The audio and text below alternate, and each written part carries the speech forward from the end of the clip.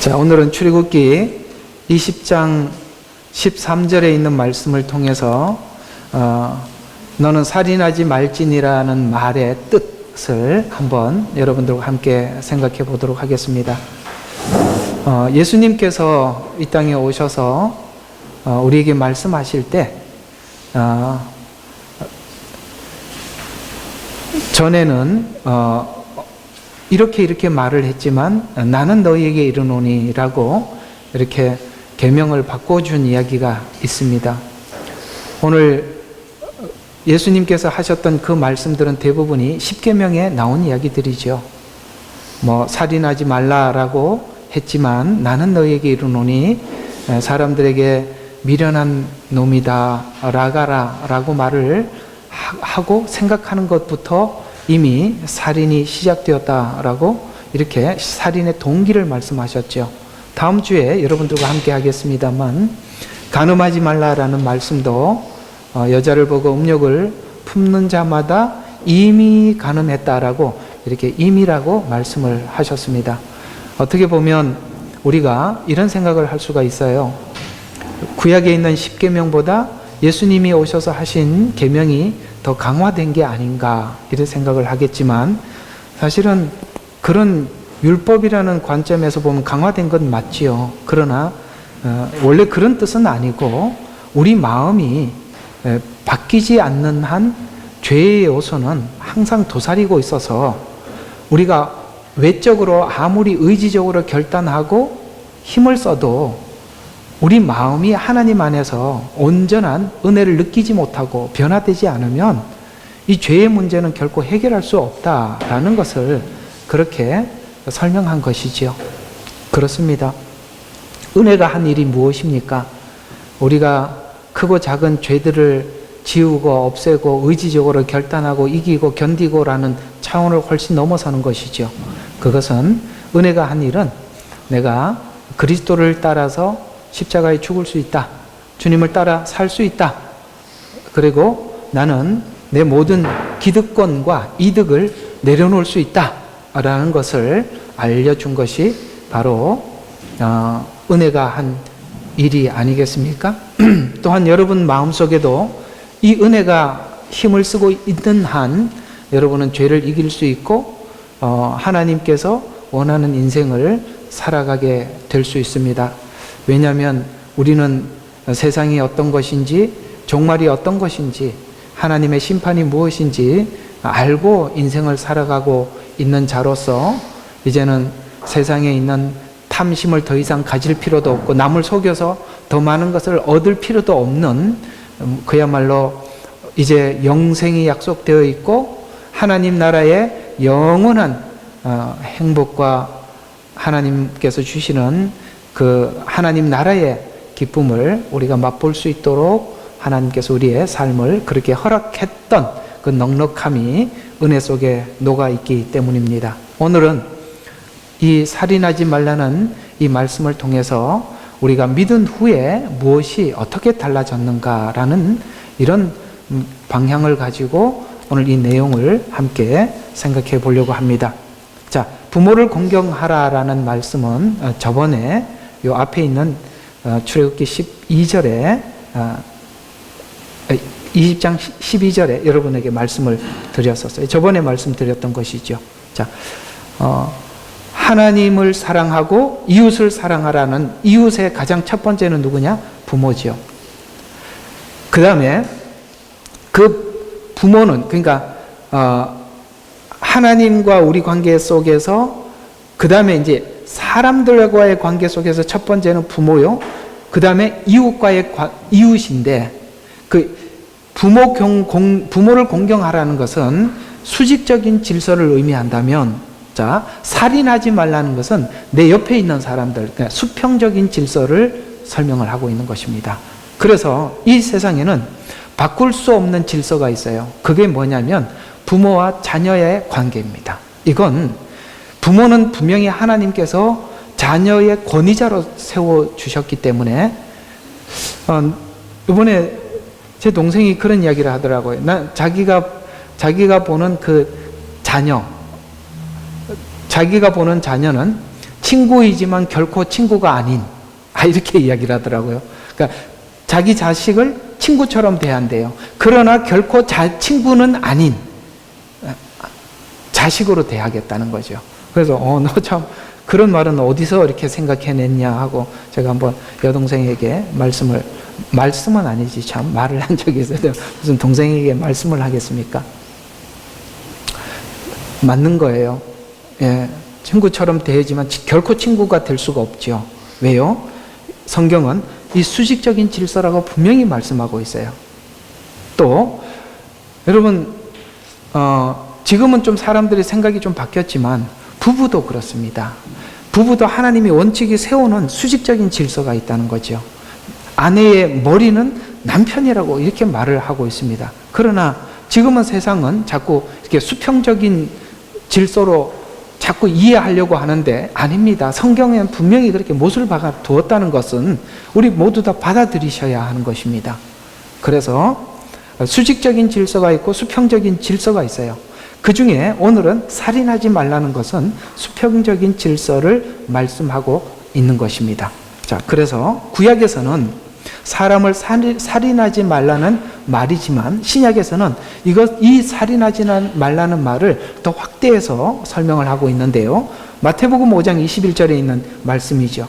옛사람들이 말했던 바 너는 살인하지 말라. 살인하는 자는 누구나 심판의 위협에 처하게 될 것이라고 한 것을 너희가 들었으나. 이건 이제 들었다는 말은 구약에서 알고 있었던 이야기죠. 까닭없이 형제에게 노하는 자는, 누구든지 형제에게 라가라 하는 자는, 또 어리석은 자라 하는 자는, 이렇게 계속 설명을 하고 있다는 것이죠. 이게 무슨 말이냐면 까닭없이 형제를 노하는 그런 사람이 어디 있겠습니까? 이 말은 무슨 뜻이냐면 사람에 대해서 항상 부정적인 마음을 가지고 사람을 보고 있다, 이런 뜻입니다. 그러니까 그 사람이, 어떤 사람들이 세상을 바라보는 시각이 있어요. 그 시각을 가지고 세상을 논하고 사람들을 이야기하거든요. 그러니까 누구를 만나고 어떤 사람을 봐도 늘 마음에 어떤 생각, 사람에 대해서 노하는 마음이 있고, 저 사람은 바보야, 미련한 인간이야, 이렇게 생각을 하고 어리석은 자다라고 생각을 하고 그 사람을 보고 있기 때문에 세상에 대해서 항상 부정적이죠. 이건 이미 하나님께서 마치 마음으로 사람을 살인을 했고 실제 어떻게 될 수 있다는 것이죠. 행동으로도 살인으로 갈 수 있는 준비가 되어 있는 사람이라는 것이죠. 여러분은 어떻습니까? 세상을 바라보는 시각이 어떻습니까? 제가 이번에 한국 방문을 하면서 제가 이렇게 좁은 식견이지만 다 옳은 거는 아니지만 많은 곳에서 느껴졌던 하나의 감정이 있다면 굉장히 놀랐던 것이 광고지였습니다. 광고지. 그러니까 제가 이번에 가서 운전을 한 번도 안 하고 왔어요. 사고 날까 봐. 계속 버스를 타고 다니다 보니까 광고지를 많이 보게 되고 지하철을 타고 다니까 광고지를 많이 보게 됐는데, 옛날에 광고지를 보면 웃으면서 상대방의 그 광고를 했는데 지금 광고지는 완전히 로봇이었습니다. 그러니까 사람의 표정도 없고 아무것도 없어요. 이 광고지가 왜 이럴까? 무슨 돌부처 같아요. 아무 표정이 없어요. 근데 이게 한 광고지만 그렇겠지 하고 다른 데 광고지를 봐도 다 그랬어요. 그리고 사람들의 표정을 보니까 너무 닮았어요. 화가 나 있는 것 같고 분노가 가득 차 있는 것 같고, 그리고 세상을 이해하는 그 말들을 들어보면 매우 부정적인, 이건 뭐냐면 사실 우리가 신앙 안에서 은혜로 우리 마음이 다루어지지 않으면 세상 사람들에 대해서 노할 일들이 너무 많이 생기고, 그렇죠? 사람들에 대해서 미련한 인간이라고, 그 다음에 어리석은 자라고 생각할 수 있는 그런 사람 대상들을 너무나도 많이 만나기 때문에 우리 마음이 그렇게 세상을 바라볼 수 있는 눈을 가질 수 있단 말이죠. 그러나 이것은 우리가 하나님이 주신 넉넉한 은혜로 해결을 해야 하는 것입니다. 그렇지 않으면 우리는 잠정적인 살인자가 되어 있는 것이죠. 언제든지 상대방의 말에, 나는 상대방의 말에 어떤 상대방의 말에 내가 받아칠 때 상처를 줄 수 있는 언어를 수북이 쌓아 두었기 때문에 우리의 언어로 상대방에게 계속 살인을 하게 되고 남을 무시하는 이런 언어들이 우리 입술에서 끊임없이 나올 수 있는 조건을 우리가 가질 수 있기 때문에 그렇습니다. 오늘 이 말씀을 들으면서 여러분 마음도 스스로 잘 진단해 보시기를 바랍니다. 나도 이런 마음을 가지고 있다면 나는 잠정적인 살인자다라는 것 기억하시면 좋겠습니다. 그래서 이런 측면에서 보면 매일 살인을 행하는 죄인인 셈입니다. 이 내용은 하나님의 백성된 공동체를 지켜나가기 위한 최소한의 명령이 10계명이라고 처음부터 여러분에게 말씀을 드렸었는데요. 이 명령을 놓치지 말아야 한다는 말인데, 그래서 형제에게 원망 들을 만한 일이 생각만 나도 뭐부터 하라 그랬습니까? 하나님 앞에 오지 말고 먼저 가서 화해를 하고 예물을 드리라는 말은 우리가 하나님 앞에 드리는 종교생활, 예배, 기도 이런 것보다 더 중요한 것은 우리가 이웃과의 관계가 건강해야 우리 신앙도 하나님 앞에 구하는 것이 건강한 것을 구할 수 있다는 것이죠. 만약에 우리가 이웃과의 관계가 완만하지 못하면 하나님 앞에 끊임없이 원망과 남을 향한 저주를 위한 기도를 하게 되고 복수를 위한 하나님 앞에 구하는 것이 되기 때문에 그렇습니다. 따라서 우리의 신앙이 건강하기 위해서는 하나님 앞에서 건강한 것 이전에 하나님은 무엇부터 하라고요? 화해하고 와서 예물을 드리라고 말씀하고 있다는 것 기억하셔서, 여러분 지금까지 그게 해결되지 못했다면 이제 여러분들이 하나님의 은혜를 받고 여러분의 마음을 건강하게 하셔서 여러분에게 원망 들을 만한 어떤 사람들이 있다면 먼저 가서 화해하고 용서를 구하고 하나님 앞에 경건한 신앙생활들을 유지해 나가기를 주의 이름으로 축원합니다. 그렇지 않으면 우리의 신앙은 내 원망과 답답함과 그런 것을 위한 복수를 위한 신앙생활이 될 수 있다는 것 기억하시기를 바랍니다. 그래서 이런 것들이 바로 남들을 향한 이런 생각을 하고 있는 것이 죄인데, 죄는 이런 생각을 하게 되면 자신이 죽게 되고 결국은 내 주변에 있는 모든 사람들은 사망하게 되듯이 우리는 사람을 살리는 신앙이 아니라 남을 죽이는 신앙이 될 수 있다는 것 기억하시기를 주의 이름으로 축원합니다.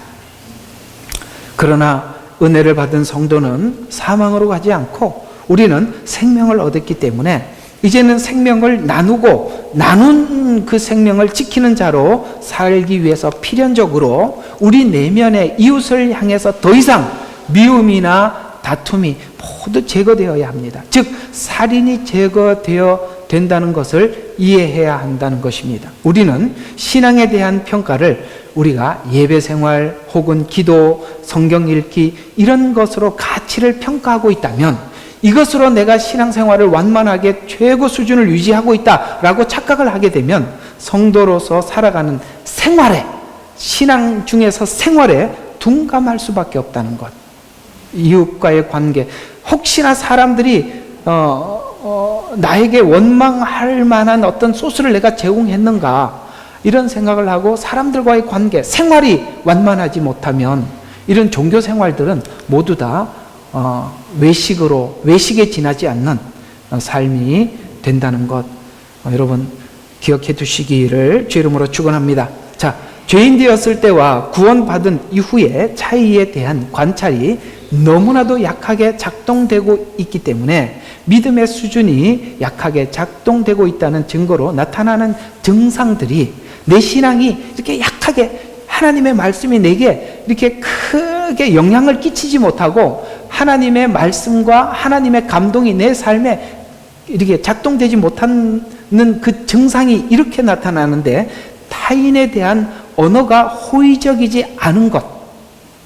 그러니까 내 말이 다른 사람들에게 말을 할 때 그러니까 호의적이지 않은 언어를 계속 사용하고 있다는 것은 하나님의 말씀이 내게 그만큼 영향을 끼치지 못하다는 반증의 증거라 이 말입니다. 공감하시면 아멘 하십시오. 공감하십니까? 우리 언어 그렇게 중요한 겁니다. 그래서 구원받은 이후에도, 그래서 내가 이렇게 보면 여러분들이 여기 앉아서 아무리 고개 끄덕거리고 아멘을 해도 실상 여러분의 언어 생활에서 이런 문제들이 해결이 안 돼 있는 한 사실은 신앙은 여러분들에게 미미하게 별 의미가 없다는 거예요. 그래서 구원받은 이후에도 여전히 이 문제가 해결되지 않고 있다는 것은 타인에 대해서 호의적이지 않다는 것에서 분명한 증거로 나타나고 있는 것이죠. 이 문제는 구원은 받았지만 여전히 우리가 세상 풍조에서 벗어나지 못해서 나타나는 증상인데, 에베소서 4장 13절과 14절에 우리 모두가 믿음의 하나됨과 하나님의 아들을 아는 지식의 하나됨에 도달하게 하고 분명한 사람이 되어 그리스도의 충만하심에 장성한 분량에까지 이르게 하려 하심이라. 하나님은 거기까지 반드시 이끌어내겠다는 거예요. 하려 하심이라. 그리하여 우리가 이제부터는 더 이상 어린아이가 아니고 사람들의 속임수와 교활한 술책으로 그들이 속이려고 숨어서 기다리는 온갖 교리의 풍조에 밀려 이리저리 다니지 아니하고, 성도가 된 후 싸워야 할 처절한 현장은 속이려고 기다리는 세상 문화와 풍조에서 우리가 이리저리 다니지 아니하고 그리스도의 머리에 속한 지체가 되어 하나님이 나를 붙든 자가 되는 것. 이것이 바로 하나님께서 우리에게 원하는 것입니다. 세상 풍조에 밀린다는 것은 세상의 문화, 세상이 살아가는 방식, 우리가 지난날 하나님을 알지 못했던 이런 방식들이 여전히 내게 작용되지 않고 이제는 하나님이 나를 붙들고 나를 움직이는 것, 힘, 이것이 바로 하나님께서 원하셔서 우리가 어디까지 가기를 원하신다고요? 믿음이 하나 되는 것, 그 다음에 그리스도를 아는 지식이 하나 되는 것, 그리고 그리스도의 충만함이 충만할 때까지 하나님께서 이 일을 놓지 않고 우리의 삶 가운데 함께 하시겠다. 쉽게 말해서 신앙이 생활이 될 때까지, 이렇게 표현하면 되겠습니다. 그래서 머리에 속하여 각자 기능을 발휘하기 위해서는 첫째 세상 문화와 풍조에 요동하지 않는 것인데, 그러나 구원받기 전에 죄된 성향은 이웃에 대하여 좋은 마음을 갖지 말, 아까 미련한 놈이다 라고 이야기한 것처럼 그런 생각을 하게 되면 경쟁 구도에 있는 사람들에게는 늘 잘난 척하지 마라, 이런 생각을 늘 가지고 있게 되고, 또 나보다 더 나은 사람을 보게 되면 그래 너 잘났어, 이렇게 생각을 하게 되고. 제가 이런 언어들을 썼지만 무슨 말인지 알아들으시죠? 네. 그래서 이건 다 꼬인 시각들이죠. 예를 들어서 경쟁 구도에 있는 사람들에게 잘난 척하지 마, 이렇게 하기보다는 어떻게 됩니까? 우리가 사실 경쟁 구도에 가서 내가 그 사람을 이겼다 혹은 내가 졌다, 서로 깨끗하게 악수할 수 있는, 하나님께서 이 분야에 당신이 필요로 해서 세우셨군요 라고 인정해 줄 수 있어야지요. 또 하나는 나보다 나은 사람들, 더 잘난 게 아니라 하나님은 또 나는 나대로 하나님이 쓰시고자 하는 어떤 분야가 있다는 것을 그냥 받아들이면 되는 거예요. 하나님께서 각자 재능에 따라서 만드셨다는 거. 그러니까 가만히 보면 어떤 사람들은 참 지혜로워서 어디를 가도 이렇게 돈도 잘 벌고 그런 사람이 있습니다. 누구는 손이 참 이렇게 탁월하게 뭘 잘 만지는 사람도 있어요. 그 잘 못하는 사람 보고 똥손이라고 그러던데 그런 손도 있다 이 말이에요. 이해가 가십니까? 그리고 하나님이 그 만드신 그 분야에 가서 그냥 쓰이면 되는 거예요. 이런 것처럼 우리가 이런 꼬인 시각을 세상에서 우리가 가지고 있었어요. 그걸 아직도 우리가 여전히 세상에 받은 상처로 가지고 있다면 우리는 잠정적인 살인자라는 것. 그래서 이런 시각을 가지면 누구도 걸려들지 않을 사람이 없어서 이것이 지난날 이런 시각이 너에게 변했냐라고 하나님이 우리에게 묻고 있는 것입니다. 믿음을 주고 신앙을 건강하게 만드는, 특별히 이 교회 공동체가 소중하다는 것을 안다면, 왜냐하면 이 교회 공동체는 여러분과 제게 은혜를 제공하고 하나님의 은혜를 제공할 뿐만 아니라 여러분들의 신앙을 건강하게 유지시키기 위해서는 이 교회가 건강해야 된다는 것을 우리가 소중하게 여긴다면, 교회 공동체가 유지되기 위해서 교회가 얼마나 소중히 여기고 사랑하는가를 우리가 이 교회 안에 있는 사람들에게 하는 언어를 통해서 내가 이 교회를 사랑합니다, 무시합니다라고 나타나고 있다는 것이죠. 아직도 세상의 언어를 사용하고 있다면 나는 아직도 살인을 계속하는 것이며 하나님의 공동체를 소중히 여기지 않는 것이다라는 것이죠. 그렇다면 교회 안에도 당연히 세상 사람들처럼 아직 못난 사람, 부족한 사람들이 와 있을 수 있습니다. 그러나 하나님은 이 교회 공동체 안에 그런 사람이 없기를 바라는 게 아니에요. 반드시 있기 마련이에요. 그러나 이 교회 안에서 우리가 어떤 사람이 되기를 원하는 것일까요? 교회가 유지되는 힘은 리더가 잘하는 힘보다 훨씬 더 보이지 않는 데서 작용하고 있다는 것이죠. 성막에는 제통이라는 것이 있습니다. 번제단에 가면은 그곳에 계속 제물을 태워야 하고 거기에는 재가 쌓이게 되죠. 거기에 제통이 있습니다. 이것은 교회 안에 수많은 사람들의 말들입니다. 그 부정적인 말들도 많이 있을 것입니다. 또 수많은 일들일 것입니다. 그런 것을 보았을 때, 들었을 때 감수하는 사람이 되라는 것이죠. 어떻게 감수합니까? 어떤 사람 때문에 공동체가 유지되며 교회 성도들이 건강하게 자라나고 있는 것인데, 제통처럼 더러운 죄를 내가 담아서 타인을 비방하고 언어폭력을 일삼는 지체를 위해서 그걸 듣고 사람들에게 퍼뜨리는 것이 아니라 그 제통에 내 마음속에 그 말들을 다 담아서 뚜껑을 닫고 골방에 들어가서 하나님 앞에 기도하는 그 사람들 때문에 교회가 유지되고 있는 거예요. 교회 리더가 잘해서 유지되는 것이 아니라 이런 사람들이 많을수록 교회는 건강하게 자라가고 있는 것입니다. 그래서 진짜 힘은, 그래서 이렇게 보면 가정에서도 어머니의 힘이 이런 힘이 아닌가 생각이 듭니다. 엄마는, 아버지들은 좀 달라요. 그래서 아버지들이 자녀를 향한 어떤 그 말과 행동과 결정에 대해서 엄마가 중간에서 완충 역할을 하죠. 그죠? 막 이렇게 센 말을 하면 또 아이들이 상처를 받으면 엄마가 가서 달래주죠. 그게 그런 말이 아니고 그런 의도가 아니었다고 설명을 해요. 그런 완충장치. 교회 안에도 직분자들이 그런 역할을 해주는 것입니다. 그럴 때 이 교회가 건강하게 유지되고 성도들의 신앙은 건강을 지킬 수 있는 것이죠.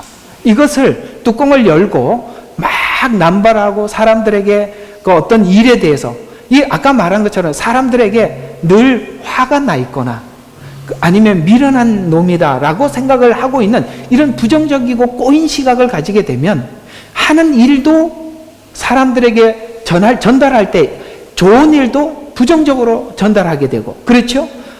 어떤 말도 부정적으로 계속 전달하게 돼요. 그게 바로 뚜껑을 닫지 않아서 그러는 거예요.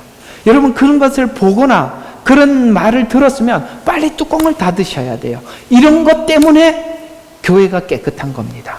만약에 뚜껑을 닫지 않고 바람이 불면 어떻게 되겠습니까? 성막의 울타리는 전부 다 흰색입니다. 제가 조금만 묻어도 금방 드러나듯이 교회는 조금이라도 세상에 부정적인 일을 하게 되면 세상 사람들이 모두 다 알게 되고 혹시나 티가 없나 그런 것을 살피게 되지 않습니까? 여러분들은 모두 다 제통이 되셔야, 그 제통의 역할은 하나님이 오실 때, 예수님께서 이 땅에 오실 때 큰 기쁨이 되고 상급이 될 것입니다. 타인을 향한 비방 혹은 비난, 꼬인 언어는 하나님께서 각 개개인을 개성 있게 창조하신 창조를 무시하는 태도입니다.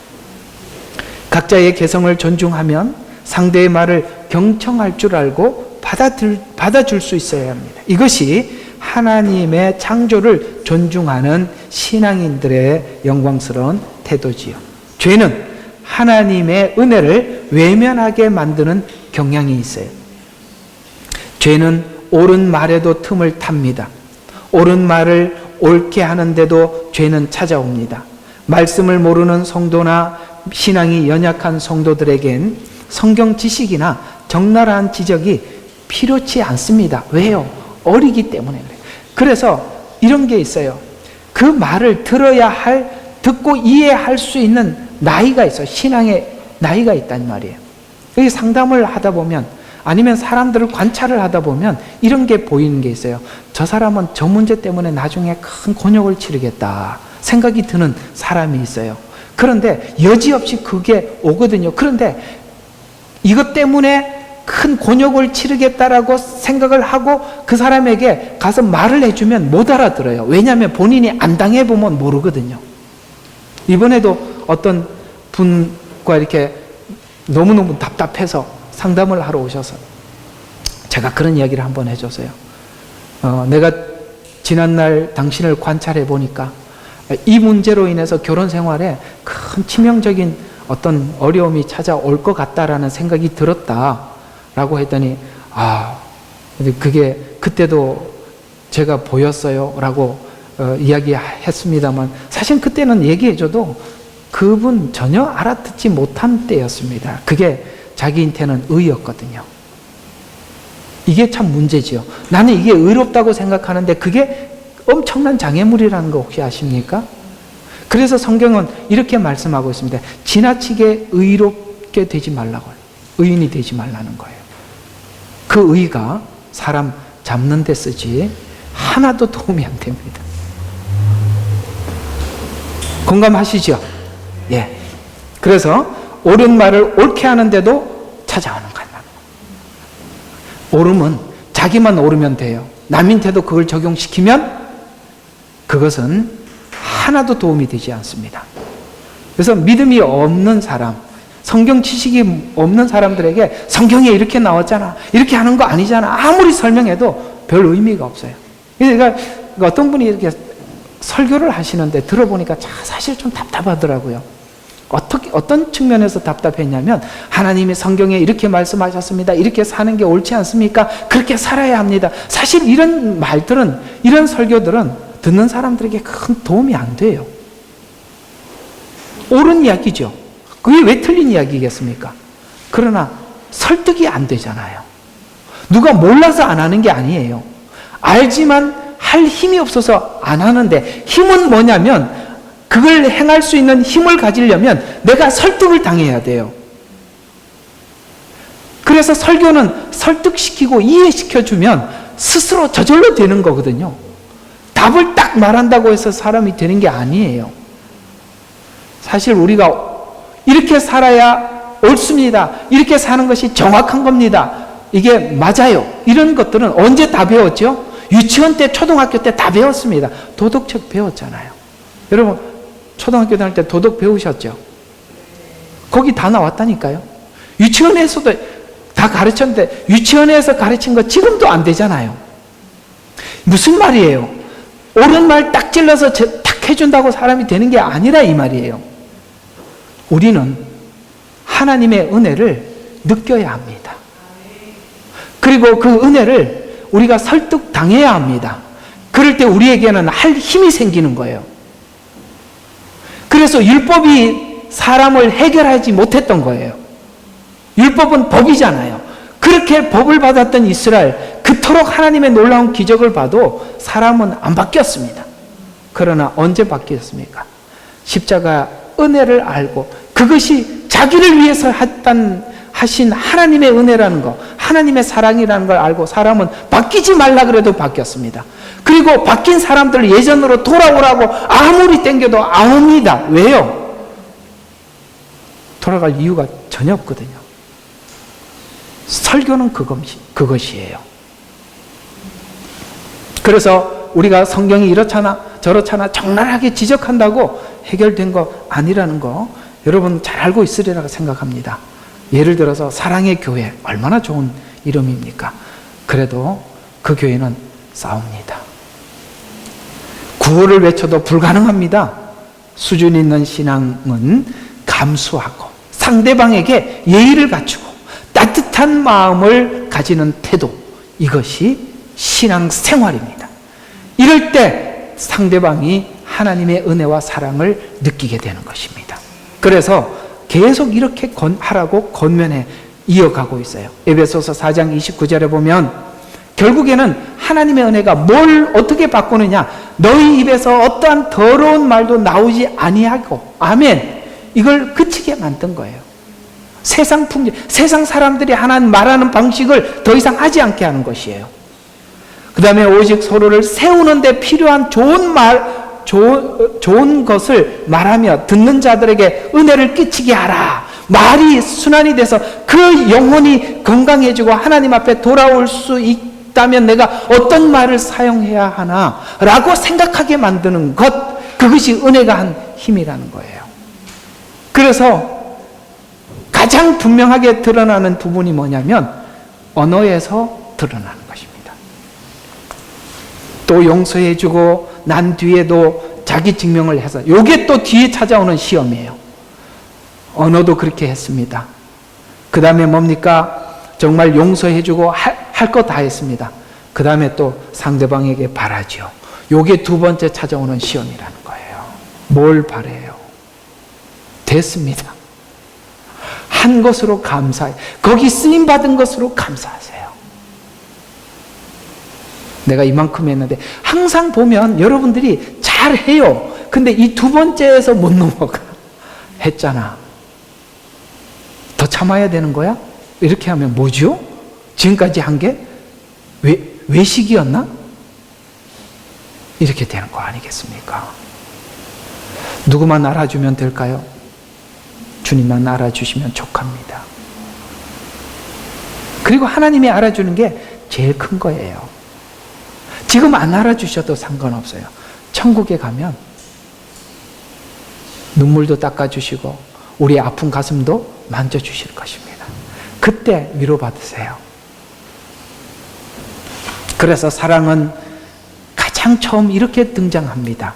고린도전서 13장 1절에 보면 사랑은 오래 참고라는 말은, 사랑은 십자가에 달린 고난과 같은 시간에, 십자가에 달린 시간과 같이 내가 나를 참는 것. 뭘 참는 거예요? 어떤 걸 참는 거죠? 자랑하고 싶은 것. 그 다음에 약한 자를 감수하는 것을 십자가에서 견디듯이 나를 참는 거라는 뜻입니다. 상대를 하고 싶은 표현을 참는 것, 이것이 사랑이에요. 아멘. 상대를 지적하고 싶은 것을 참는 것이 사랑이에요. 표현을 하는 순간 나는 이미 진 것이고 살인한 것이라고 예수님은 살인을 지적하고 있다는 거예요. 로마서 5장 15장 1절과 2절에 보면 우리 강한 자들이 마땅히 연약한 자들의 약함을 담당하고 우리 자신을 기쁘게 하지 말아야 할 것이라. 우리 가운데 각 사람은 선을 위하여 자기 이웃을 기쁘게 하고 세워주자. 아멘. 약한 자를 감당하는 것, 그것이 사랑이라 이 말입니다. 한 생각 한 입으로 하나님 곧 우리 주 예수 그리스도의 아버지께서 영광을 돌리게 하시기를 원하노라. 그러므로 그리스도께서 하나님의 영광에 이르도록 우리를 받아들이신 것처럼, 이거 중요한 이야기예요. 하나님께서 우리를 받아들이신 것처럼 너희도 서로 받아들이라. 아멘. 그래서 상대를 받아들이는 힘은 하나님께서 나를 받아주신 것을 아는 사람이 상대방을 받아들이게 되는 거예요. 우리는 남을 받아들일 만한 공간이 없는 사람들이에요. 그러나 하나님이 우리를 받아들이심으로써 상대방을 받아들일 수 있는 공간을 만들어 주셨죠. 예수님은 우리를 받아들이기 위해 수모와 고통을 감수하셨습니다. 이 말은 살인하지 말라는 말의 적극적인 표현이 신약에서 이렇게 설명되고 있는데, 십자가에서 우리를 받아들이기 위해 하셨던 예수님을 모르면 우리는 살인을 계속하게 된다라는 말로 정리할 수 있습니다. 오케이? 우리를 받아들이신 것을 모르면 우리 마음이 안 바뀌죠. 여전히 옛사람 가졌던 습성처럼 상대방을 계속 살인하게 된다. 그래서 감수하는 것, 아량을 베푸는 것, 배려해 주는 것, 이것이 바로 십자가에서 보이신 십자가의 가치입니다. 기독교 신앙의 오름은 옳게 만드는 것이지 옳은 것을 적나라하게 지적하는 것이 아니라는 거예요. 아멘. 이걸 잘 기억하셔야 돼요. 이게 두 구도가, 이 두 시각이 너무 달라요. 기독교가 틀린 걸 보면 옳게 지적하는 것이라고 생각하는 기독교인들이 있는가 하면, 기독교는 옳은 것을 옳게 만드는 것이 기독교라고 보는 사람이 있습니다. 여러분들은 어떤 쪽이라고 생각하십니까? 분명히 후자입니다. 옳은 것을 옳게 만드는 것이 십자가죠. 옳은 것을 옳다고 지적하는 것이 십자가가 아닙니다. 만들려면 감수해야 합니다. 아량을 베풀어야 하고 배려할 수 있어야 됩니다. 그래서 가족이 되어 하나 되기 위해서 필연적으로 한 생각, 한 입, 한 하나님 앞에서 약한 자를 받아주는 것이 실력, 이것이 가족된 증거이기 때문입니다. 지금 세상에 흐르고 있는 세상 풍조의 강력함은 르네상스 이후에 절대 권위, 절대 진리 시대가 끝나고 포스트 모던 다원주의가 들어오면서 교묘하게 세상의 틈탄 죄는 절대 진리에 대한 권위에 대하여 항복하려 하지 않고 자신에 대해서 자기가 이해하는, 자기 마음대로 이해하는 방식대로 인해서 절대 진리, 절대 권위 앞에서도 자신의 주장을 섞어서, 이게 절대적인 하나님의 말씀인데도 거기다가 자기 생각을 섞어서 행동하는 데서 성경의 절대 권위의 영향을 잃어버렸다는 거예요. 그러니 하나님께서 그렇게 말씀하시면 여러분의 생각을 섞지 않기를 바랍니다. 더 이상 뭐 얘기할 게 없어요. 그 권위 앞에 우리가 이게 말이 생각이 쑥구릴 수 있어야 합니다. 경상도 말인지 모르겠어요. 쑥구릴 수 있어야 됩니다. 이게 모르겠습니다. 하여튼 그렇게 하면 됩니다. 그래서 성경은 개인에게 영향을 그럴 때 하나님의 말씀 앞에 우리는 언제나 아멘 하면 됩니다. 이 문제로 인해서 아무리 성경의 절대 진리를 말해도 듣지 않고 혹 옳게 성경을 해석하더라도 개개인의 방식대로 성경을 해석하게 되어서 성경의 권위에서 추락하여 실제 성도들의 삶을 보면 성경은 그다지 영향을 잃게 됩니다. 자, 두 가지 여러분들에게 지적해 주서 말씀을 드렸습니다. 하나는 뭐라고 말씀을 드렸습니까? 오늘 금방 말한 것처럼 하나님의 절대 권위에 순복하지 못하는 것, 그것이 하나님의 말씀이 내게 실제 영향을 끼치지 못하게 하는 것이라고 말씀을 드렸고, 또 하나는 왜 그렇다고 했습니까? 상대방에 대해서 미련한 놈이다. 상대방에 대한 꼬인 시각을 가질 때 성경은 내게 아무 힘을 발휘하지 못하게 된다. 이 두 가지 여러분들에게 중점사항으로 말씀을 드렸습니다. 그래서 세상 풍조에 밀려라고 말하고 표현하고 있죠. 그래서 지금은 십계명이 말하고 있는 가장 기본적인 금기사항은 이미 지나간 법, 이런 식으로 치부되고 신앙의 기본조차 이해하지 못하여 하나님과의 관계, 그 다음에 이웃관계가 파괴된 홀로 정신 승리만 하는 신앙을 가지고 홀로 온전하다고 믿는 그런 굴곡된 신앙인들, 우리 주변에서 볼 수 있는 것입니다. 바로 이런 문제로 인해서 그들의 신앙이 생활이 되지 않고 있다는 것, 우리 한번 오늘 본문을 통해서 지적해 봅니다. 결론을 말씀을 드리면 세상 풍조와 전투에서 실패할 수밖에 없도록 세상 문화는 이미 틀에 짜여져 있어요. 세상 문화는 그래요. 오늘 아침에 예배하러 오기 직전에 보니까 온누리 교회 이재 목사님, 담임 목사님 이름이 뭐죠? 이재 뭔데? 하여튼 그분이 혼자서 1인 시위를 하고 있더라고요. 그 시위를 하는 주제가 뭐냐면 차별금지법, 토가 문제. 그래서 워낙 기독교에서 반대를 하니까 이렇게 했답니다. 교회에서는 이 말을 해도 되지만 그러나 바깥에서나 영상이나 이렇게 유튜브나 이런 데는 올리지 못하도록. 그러면 이렇게 우리가 보통 설교하고 다 영상을 해가지고 유튜브에 올리지 않습니까? 그걸 못 올리게 만드는 거예요. 자기 교회에서만 말하라는 거죠. 그러니까 하도 사람들이 반대하고 그러니까 교회에서는 해라. 그것이 동성애가 죄라고. 그러나 이렇게 영상은 올리지 마라. 뭐 이렇게 했다고 합니다. 그래서 그거 가지고 1인 시위를 하더라고요. 세상 풍조는 우리의 입을 닫으려고 합니다. 세상 풍조는 더 이상 이 죄와 의에 대해서 하나님 기준으로 설명하지 못하게 자꾸 그런 법과 제도를 만들어요. 그러나 우리는 세상이 이렇게 자꾸 차단을 하고 이게 죄가 아니다고 사람들이 합의를 하더라도 우리는 절대로 타협해서는 안 된다는 것입니다.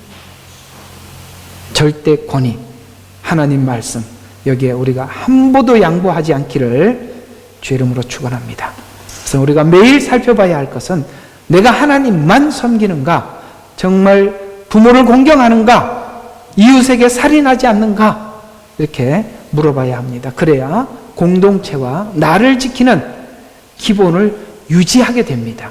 기본을 유지하게 될 때 나를 지키고 이웃을 지키는 길이며 교회를 지키는 길이기 때문입니다. 따라서 여러분 이 기본에서 아무도 벗어나지 않기 위해 항상 자기를 점검하고 그 전쟁에서 승리하기를 주 이름으로 축원합니다. 기도하겠습니다. 하나님 아버지